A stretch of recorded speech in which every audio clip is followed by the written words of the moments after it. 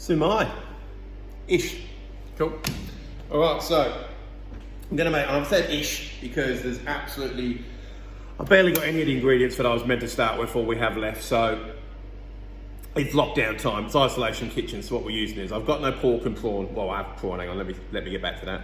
I managed to find some prawns. I've got some IQF prawns, individually quick frozen is what IQF means, which is good. They're usually frozen on the boat, so they're usually quite fresh and nice, and they defrost really well. If you are using frozen seafood, always dry it really well, because obviously it holds on to a lot of water content, so I always get my prawns out, put them on some towels or paper towels. I put them on my tea towels a lot. And Lauren is not happy when I do that, or nor are the housekeepers here at the hall, because then we have lots of stinky seafood tea towels. So possibly paper towel, but paper towel's not good for the environment is what I tell them. So, torn, you want stinky seafoods, or do you want the world to be good? I think we want stinky seafood. Anyway, so, I've got no pork, so I'm gonna do chicken and prawn ones, and I've got no chicken mince either. So what I found is some chicken sausages. Heck, chicken sausages. Good advertising for them, I suppose. Heck sausages, if you feel like sending me some free sausages, do it, I don't care. So, I love using sausages. I'll get to the rest of the ingredients soon, but I love using sausages because I make meatballs out of my sausages. Usually people have put quite a bit of love already into making a sausage tasty.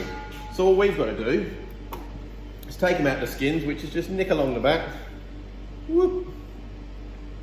Here we go, do this. And take it out, and you've got this, do you know what? It'll have a different texture than just mince, because it won't be as light, but they're great. So, I mean, it's usually for a nice tapas idea, which is completely going off, because this is, I suppose this is Asian tapas, isn't it? Wontons, dim sum. Dim sum is essentially Asian tapas. So let's go there. That's chef wankers.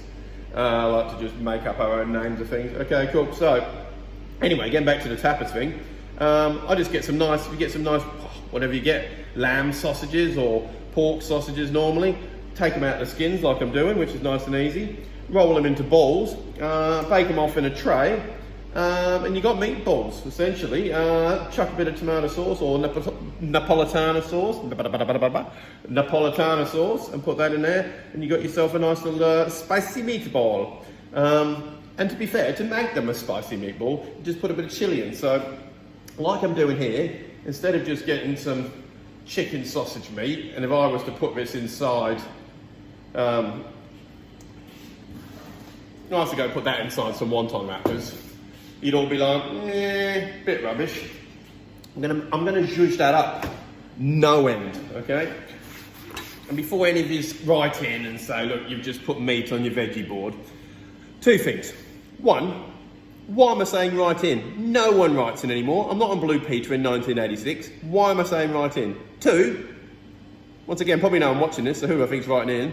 I'm going to give 3 points here. And three, it's all going in the same bowl, and it's all going in raw. So this has no, I wouldn't do this at work. This isn't my legitimate thing. This is at work. I'd use a different chopping board. Not doing it for here. Okay, cool. So, culprits here are, so we've got some of that. We'll get some prawns in there too now. So, once again, usually wouldn't mix up prawns. So, I'm going to go basically a prawn per sausage. So, 1, 2, 3, 4, 5, 6. So, I'm going to go 7, 8 prawns. There we go. I'm going to make the rest into something later too, of course. So, chopping this up. And I'm not mincing these, so I'm chopping each prawn into lots of small pieces. So, choppy, choppy, choppy. There we go. Across. I mean, you might really like massive chunks of prawns in your thing. Some people do, so there's no problem with that. So I'm going down the middle, essentially. A couple of cuts across, turn them around. You have your sort of minced prawn job. Now, I just absolutely love Asian food. So does Lauren. We're just mad for it. And I think beyond the flavour base, which is why most people like food that they like, I love it as a chef because of, I'm not going to call it simple, because to get it right, and to be fair, most Western chefs really don't, it is a simple cooking though as far as time goes. So if you've got the right ingredients and you can balance your food well, you're winning. It's just, you can just start dinner, half an hour later you can have something amazing. Dumplings probably aren't in that category actually, they take a bit of time. And as you'll see from when I rolled them, I haven't mastered the art of rolling a dumpling. I need to master that art, and you'd think you should have done that before you made a video. But no, I don't really care. Right, nearly here. I always do things in real time for you, so you're probably like, why don't you just use time lapse or something? I probably could, but then I'd have like prawn all over my phone. Right, so here we go. Choppy. Right, that's the prawns all chopped. It's going in there with my pork.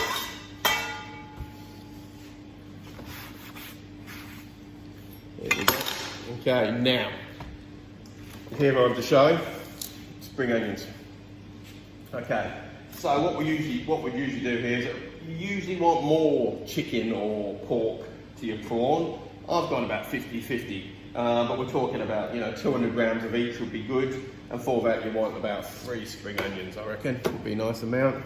Just going to take the top off, peel down any sort of dirty leaves that might be on there. Get it off if you can. Let's give them a little nick. Woo. Okay, here we go. And what I like to do is take off the top bit because that's a bit rubbish, and we'll come to the tops in a second. The other part, make them nice and fine, I'm already going to chop them into quarters lengthwise. That's already starting to get fine. So, it's still got a bit of dirt on there. Get off you, Sonny Jim. Lengthwise. Once more. As fine as you can go. Take your time, and if all you can do is like, no, that's fine. Whatever you got to do to get through, but I want as fine as possible. Chop.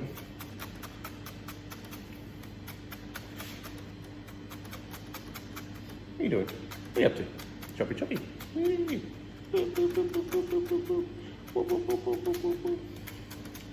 Okay, chopping. And very much the same. It's a bit green. I don't mind if that's got a bit more. I haven't chopped these in quarters because it's nice to get a bit of vibrante. It's vibrant in Italian, I believe. No big deal. Here we go. And that goes into the bowl. So we're going very well here. Cool. All right, so now some very much familiar characters that we just made. The master stock with Chasing wine. It rears its little head up quite often. 1.5 tablespoons. So just a drizzle. Don't get carried away. All of these are just drizzles. Same, just a drizzle. We can add a bit more, or maybe a bit more of a drizzle. Oh, so that's light soy, gluten-free. For you peeps out there. And sesame oil. A little bit of sesame oil, 2 teaspoons. So quite heavy on the old sesame oil. Goes in there. Black pepper. I like black pepper, must say mine. It's meant to go in there. So black pepper. We're actually going to go 1/4 teaspoon, which is quite a bit of black pepper, but I like that. Ginger. Okay, let's get into a bit of ginger for you. So let me show you how you cut ginger. Asian styling. So a few videos I've done for you, which you might have seen. I actually like the ginger to be a little bit chunky. And I like the texture of a bit of julienne ginger or something like that. Today, I'm not going to go for that. We want this ground or crushed is the word. Cool. So here we go. Thin slices one way. That'll be enough. So I'm using about 1 inch of ginger. Once again, always give my ginger in, measurement factor. And these are julienne. So now we have julienne, which is like long, thin strips of something. So there we go. And we're going to flip that around that way. And we're cutting it that way. So we've got a very, very fine dice. Like a very fine brunoise. If you're going to be getting a bit French and technical, but why would you? Because we're cooking Asian, so that's just not normal. Then hit up a tiny bit of salt, which is just going to help with the crushing, sea salt. Remember the back of your knife, you're just bringing that in and pulling towards you. Each bit at a time. And the first time you think, oh, I haven't really done much. It takes a few times to do it. So you sort of push it down with your knife, tiniest bit along the bench as you go. Might get squirted in the eye by ginger, but there's worse things that can happen to you. Alright, so you can see it's starting to get a bit more crushed. Probably the third time's the charm.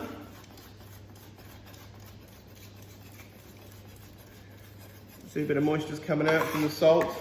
See, salt's always going to extrude moisture from things, that's what it does. So there we go, we've got some, that is crushed ginger. So that's going in. Alright, so there we go. So we have our prawns, we have our chicken, we have light soy, we've got some Shaoxing wine, we've got sesame, black pepper, ginger, spring onions. All in there, all looking good. Now, the only thing missing out of that is a wee bit of potato starch. I haven't got any potato starch because my amazing kitchen team used it all and didn't tell me. Very naughty, right? So I've got some corn flour. The corn flour will do the trick just fine. This is just going to bind it all together. So I'm going to go 2 tablespoons of that. Seems very much like I've got a recipe going on here. I don't really, I'm just doing it for you guys. I mean, I haven't followed anything I've said. You might hear me say something, I just don't do it. Renegade or Maverick. Which side of the law am I on? Okay, cool. All right, let me get some gloves on. Just gonna put some gloves on for mixing, because this is gonna be all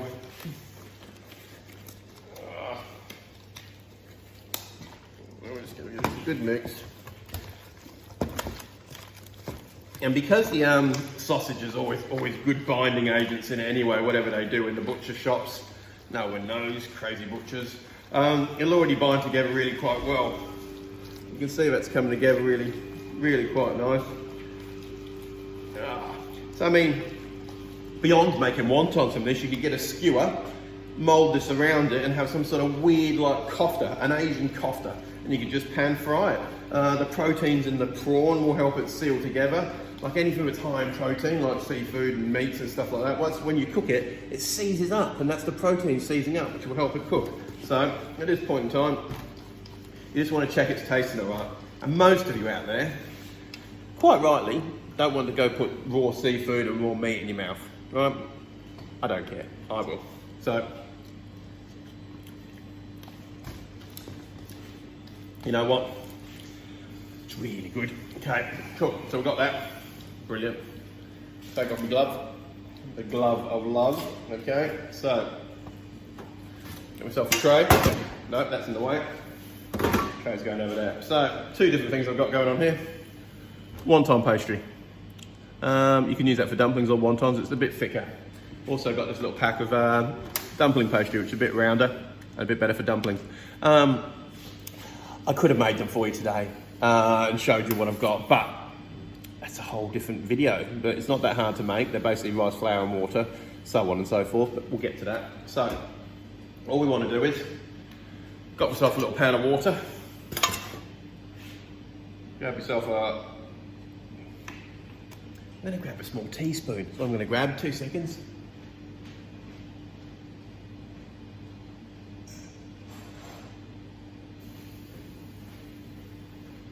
Even smaller than a teaspoon, it's a demi-spoon. Half spoon in French. Thank you. Grab a little bit, probably too much there, so we're talking often less than you think is going to be on it.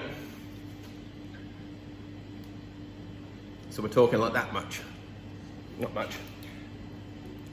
With the pan of water, that's what I did there, just dip my finger in the water, wet the edge of the thing, and you're curling them up. So all I do with this is, I'm doing a really easy shape, so I'm just doing the top together like that, and it becomes all very sticky, so it's going to be very sticky. So then pull up the inside like that, and then the other side the same. Push it all together, and you got yourself a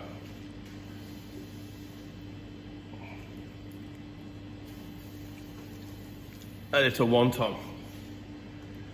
Right, I'm going to go do that for a whole bunch of them, and then we'll see how we're going. Cool.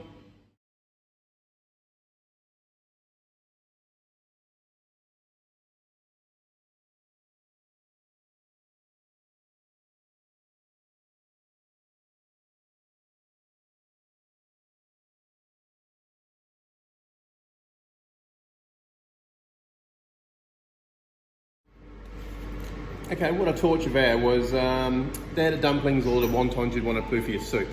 That's my oven's ready. We'll get to that in a minute because I'm going to steam some sumai for you. So if you actually want to make more sumai, then you did what I've just made there, which is actually like soup dumplings, because I'm going to make it from a master stock chicken, which I did the video for. I'll show you how to make sumai. So, sumai, get your square wonton wrapper, probably a little bit more, and a good tablespoonful of mixture inside each one of these, inside that. And all you're doing for me is, I just try and fashion that up. So it's going to have an open lid on the bench, and sort of fashion it so it's square and top. It's kind of a sumai like that. So what I do is get a bit of the sesame oil on my hand, rubbing that all over my steamer tray. Right, I'm going to put a few of them in there. Do a few more of these. That's me oven beeping. And then I'm going to steam these off for 12 minutes. And then we'll see what they look like. And I'll also simmer some of the other ones and we'll come back. But let me just get a few more of these out so you can see. So once again, a good tablespoon in these ones, a little bit more than the other one. I mean, a lot of people, a lot of sumai you'll see will have like maybe a little bit of a fish roe on top or something for a bit of colour. I haven't got any of that. So, just going to whack these out quickly for you. Lovely.